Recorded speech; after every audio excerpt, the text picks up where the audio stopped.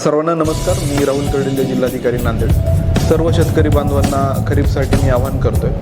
आपल्याला सगळ्यांना कल्पना आहे की यावर्षी अल निनोच्या प्रभावामुळे पाऊस कमी होण्याची शक्यता आहे. त्यामुळे आपल्याला जी सोयाबीनची पेरणी आहे प्रामुख्याने ती BBM म्हणजे रुंद सरी वरंबा पद्धतीने किंवा बेडवर टोकन पद्धतीने ही करण्याची आपल्याला गरज आहे. त्यामुळे आपल्याला वॉटर रिटेन्शन कॅपॅसिटी आहे, म्हणजे कमी पावसामध्ये पण आपलं पीक चांगल्या पद्धतीने या प्रणालीमध्ये येऊ शकतं.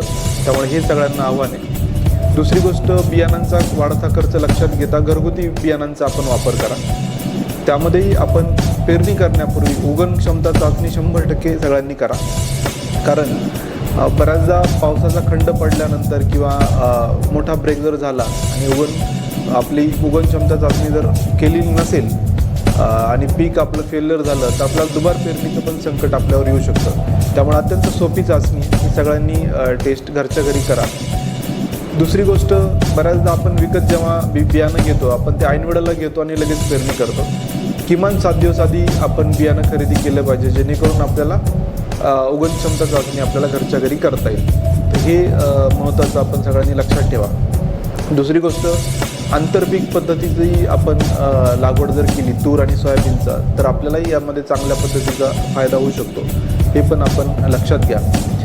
खतांचा वापर करताना आपल्याला सगळ्यांना कल्पना आहे की रासायनिक खतांची टंचाई आहे आणि त्याचसोबत युरियाचा आपण जो बेसुमार वापर आहे माती परीक्षण न करता, यामुळेही आपल्याला फायदा होण्यापेक्षा आपल्या जमिनीतलं नायट्रेट वाढण्याचं या ठिकाणी काम होत असतं. त्यामुळं आपण जे रायझोबियम आहे, ॲझोटोबॅक्टर आहे, हिरवळीचे खत आहेत किंवा नॅनो युरिया आहे, नॅनो DAP आहे, यासारख्या खतांचा वापर करा.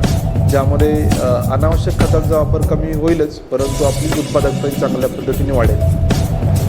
पुढची गोष्ट म्हणजे आपल्याकडं फार्मर कप चळवळ मोठ्या प्रमाणावर चालू आहे. 778 गट आपल्याकडं झालेत आणि या गटांनी जी SOP दिली, डिजिटल शेती शाळा ते घेतात, तर याचा 100% पालन करण्याचा आपण प्रयत्न करा. त्यामुळं आपल्याला फायदा होईल. त्याचसोबत कृषी विभागाने जे लॉन्च केलेलं महाविस्तार ॲप आहे, हे मोठ्या प्रमाणावर आपण डाउनलोड करा. याच्यामध्ये सगळ्या प्रकारची माहिती आपल्याला मिळू शकते, इझिली मिळू शकते. त्यामुळे ते पण एक आव्हान आहे.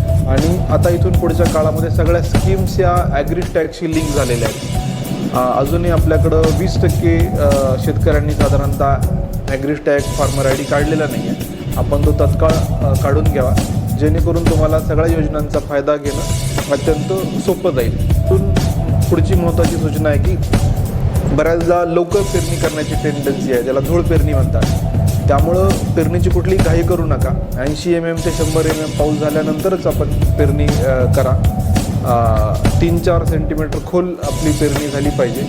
परंतु केवळ एखाद्या सुरुवातीच्या पावसावर किंवा धूळ पेरणी जर केली तर आपल्याला दुबार पेरणीचं संकट आपल्याकडे येऊ शकतं. यावेळेस पावसाचा जे अल निनोचा प्रभाव बघता अशी कुठलीही घाई करू नका. कृषी विभाग जे ॲडवायझरी देतोय त्या प्रत्येक गावामध्ये आपण व्हॉट्सअपच्या माध्यमातून आपल्या कृषी सहायकांच्या माध्यमातून आपण पोहोचतोय, तर त्या आपल्यासाठी सदैव ओपन आहेत. त्यामुळं या ॲडवायझरीचा वापर करा आणि लवकर पेरणी किंवा अनावश्यक पेरणी पावसाचा खंड असताना टाळणं आवश्यक आहे. त्यामुळं याची खबरदारी आपण सर्व शेतकरी बांधवांनी घ्यायला पाहिजे असं मी आवाहन करतो.